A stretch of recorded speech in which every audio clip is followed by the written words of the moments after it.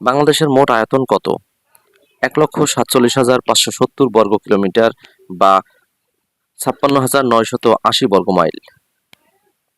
বাংলাদেশে মোট কয়টি নদ-নদী আছে? প্রায় ৭০০-টিরও বেশি। বাংলাদেশের সর্বোচ্চ পর্বতশৃঙ্গের নাম কি? তাজিংডং, যার উচ্চতা ১,২৮০ মিটার। বাংলাদেশের কোন বিভাগে বেশি নদী আছে? বরিশাল বিভাগে। বাংলাদেশে কতটি জেলা আছে? ৬৪টি। বাংলাদেশের কোথায় সবচেয়ে বেশি বৃষ্টিপাত হয়? সিলেট অঞ্চলে। বাংলাদেশের সবচেয়ে দীর্ঘ নদীর নাম কি? মেঘনা।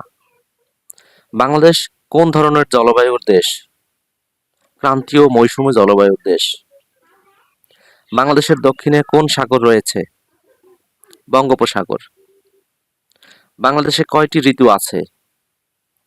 ৬টি ঋতু: গ্রীষ্ম, বর্ষা, শরৎ, হেমন্ত, শীত এবং বসন্ত। চট্টগ্রাম পাহাড়ি অঞ্চল কোন কোন জেলায় অবস্থিত?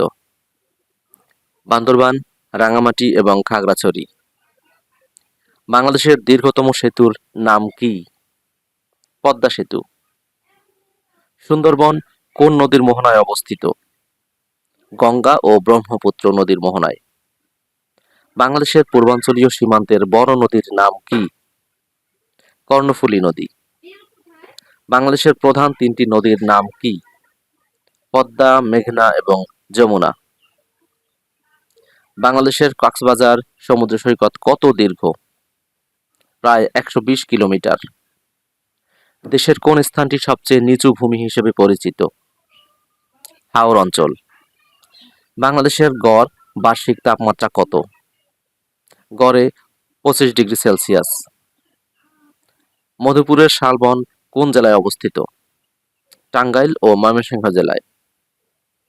বাংলাদেশে কয়টি পার্বত্য জেলা আছে? ৩টি পার্বত্য জেলা আছে: বান্দরবান, রাঙ্গামাটি এবং খাগড়াছড়ি।